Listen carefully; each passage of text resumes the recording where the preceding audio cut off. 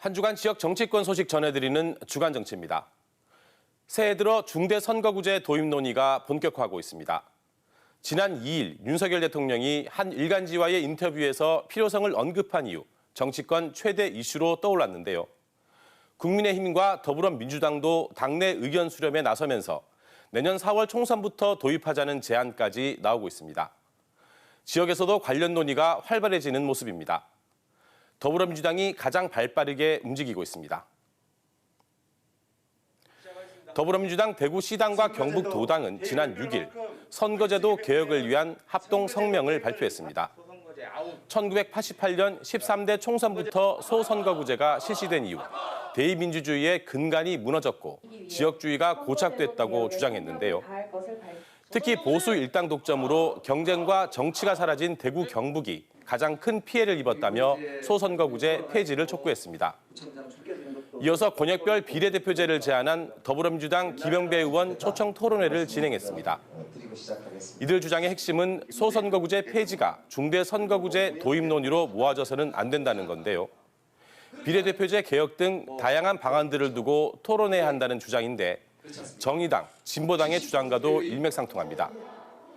그런데 돌이켜보면 2020년 21대 총선 당시 선거제도 개혁의 하나로 준연동형 비례대표제가 도입됐죠.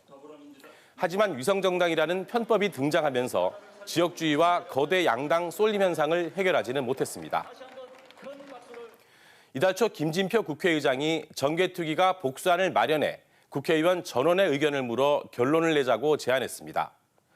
쉽지는 않겠지만 이번에는 건설적인 논의가 진행되기를 기대해봅니다. 다음 소식입니다. 국민의힘 전당대회가 2달 앞으로 다가오면서 당권 경쟁도 뜨거워지고 있습니다. 지난달 27일 김기현 의원이 원내에서는 처음으로 당대표 경선 출마를 공식 선언했죠. 이어서 윤상현 의원이 지난 5일 구미 박정희 생가에서 출정식을 열고 출마를 공식 선언했습니다. 윤 의원은 지난 20년간 황폐해진 정치를 바로 세우기 위해서는 정당부터 바로 세워야 한다며 국민의힘에 있는 고질적인 병폐들을 박정희 정신으로 혁파하고 싶다고 밝혔습니다. 또 어머니의 고향이 경북 의성이라며 대구 경북과의 인연을 강조한 뒤 영남 정당이 아닌 수도권 정당을 만들어달라며 지지를 호소했습니다. 당 지도부를 영남권에 가둬두는 게 아니라 수도권으로 진격하는 국민의힘 지도부를 만들어 주십시오. 그것이 바로 박정희 정신인 것입니다, 여러분. 앞서 지난 4일 조경태 의원도 박정희 생가를 방문해 당대표 경선 출마 의사를 밝혔죠. 김기현 의원도 이번 주말쯤 구미를 찾아 박정희 생가를 방문할 예정인 것으로 알려졌습니다. 구미가 국민의힘 최대 지지 기반인 대구 경북의 상징적인 장소로 급부상하고 있는 모습인데요. 당원 투표 100%로 당대표가 결정되는 만큼 최대 지지 기반인 대구 경북에 대한 구애는 당연한 것이겠죠. 그런데 대구 경북을 위해 어떻게 일하겠다는 말보다 수도권 공략을 위해 지지해달라고 호소하는 상황을 지역민들은 어떻게 생각할지 궁금해집니다.